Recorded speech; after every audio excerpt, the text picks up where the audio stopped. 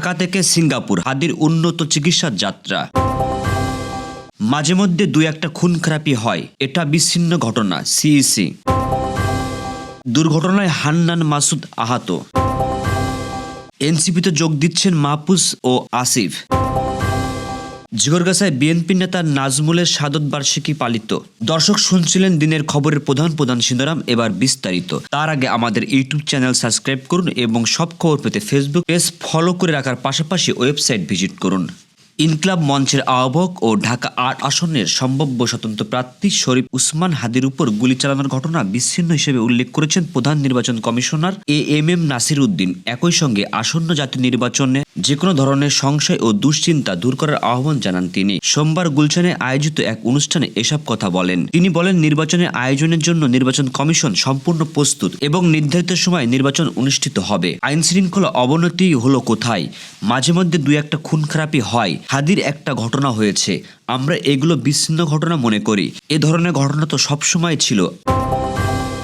নোয়াখালীতে নির্বাচনী জনসংযোগের সময় আহত হয়েছেন জাতীয় নাগরিক পার্টির জ্যেষ্ঠ যুগ্ম আহ্বায়ক ও নোয়াখালী ৬ হাতিয়া আসনে দলটির প্রার্থী আব্দুল হান্নান মাসুদ। রোববার সকাল ৮টার দিকে হাতিয়ার পুরাতন বাজার এলাকায় ব্যাটারি চালিত একটি অটোরিকশায় ধাক্কায় এ ঘটনা ঘটে। পরে তিনি তাৎক্ষণিকভাবে উপজেলা স্বাস্থ্য কমপ্লেক্সে চিকিৎসা নেন। এ বিষয়ে জানতে চাইলে হান্নান মাকসুদ বলেন, পুরাতন বাজারে গণসংযোগ চালানোর সময় হঠাৎ একটি অটোরিকশা তাকে ধাক্কা দেয়। অটোরিকশাটি তার বাঁ পায়ের উপর দিয়ে চলে যায়।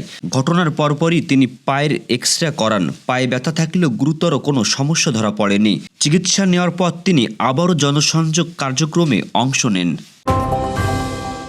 অন্তর্বর্তী সরকারের উপদেষ্টা পরিষদ থেকে পদত্যাগ করা দুই ছাত্র উপদেষ্টা মাহফুজ আলম ও আসিফ মাহমুদ সজীব ভূঁইয়া কোন দলে যোগ দিচ্ছেন তা নিয়ে চলছে বিস্তর আলোচনা। এই দুই সাবেক উপদেষ্টা বিএনপি, এনসিপি, গণ অধিকার পরিষদ অথবা স্বতন্ত্র আসনের নির্বাচনে প্রতিদ্বন্দ্বিতা করতে পারেন বলে রাজনৈতিক অঙ্গনে আলাপ রয়েছে। তবে মাহফুজ ও আসিফের একাধিক ঘনিষ্ঠ সূত্র এবং এনসিপির শীর্ষ নেতারা জানিয়েছেন, আগামী এক সপ্তাহের মধ্যেই এনসিপিতে যোগ দিচ্ছেন জুলাই গণ অভ্যুত্থানের অন্যতম এ দু নেতা। জানা গেছে, মাহফুজ আলম ও আসিফ মাহমুদ সজীব ভূঁইয়া আসন্ন দ্বাদশ জাতীয় সংসদ নির্বাচনে অংশ নিতে যাচ্ছেন। ইতিমধ্যে ঢাকা ১০ আসন থেকে স্বতন্ত্র প্রার্থী হিসেবে প্রতিদ্বন্দ্বিতা করবেন বলে ঘোষণা দিয়েছেন আসিফ মাহমুদ।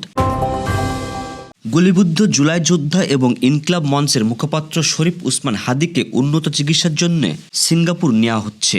সোমবার দুপুর ১টা ১৫ তিনি এভারকেয়ার হাসপাতাল থেকে হজরত শাহজালাল আন্তর্জাতিক বিমানবন্দরের উদ্দেশ্যে রওনা হন। সিঙ্গাপুর থেকে আগত এয়ার অ্যাম্বুলেন্স সকাল ১১টা ২২ ঢাকা বিমানবন্দরে অবতরণ করে। দুপুর ১টা ৩০ শরীফ উসমান হাদিকে বহন করে ঢাকা ত্যাগ করে বিমানটি। গত শুক্রবার দুপুরে ঢাকার পল্টন এলাকায় গুলিবিদ্ধ হওয়ার পর থেকে তিনি এভারকেয়ার হাসপাতালে আশঙ্কাজনক অবস্থায় চিকিৎসাধীন ছিলেন।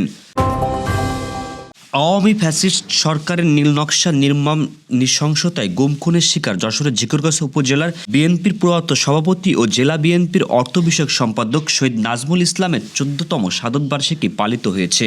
২০১১ সালের ১৪ ডিসেম্বর রাতে নাজমুল ইসলামকে রাজধানী ঢাকার মোহাম্মদপুর এলাকা থেকে দুর্বৃত্তরা অপহরণ করে। পরের দিন ভোরে ঢাকা গাজীপুর দক্ষিণ সালনা নামক স্থান থেকে তার মৃতদেহ উদ্ধার করা হয়।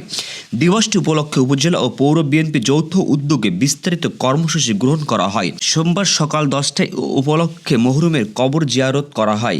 এরপর অনুষ্ঠিত হয় বিশেষ দোয়া মাহফিল।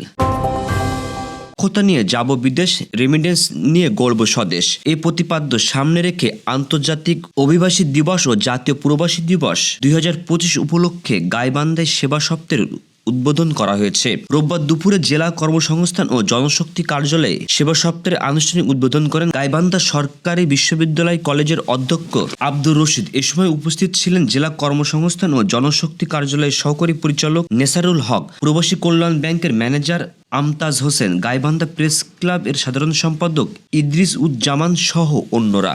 এই ছিল দুপুরের আয়োজন। রাতের খবর দেখার আমন্ত্রণ রইল। সেই সঙ্গে এতক্ষণ সাথে থাকার জন্য ধন্যবাদ।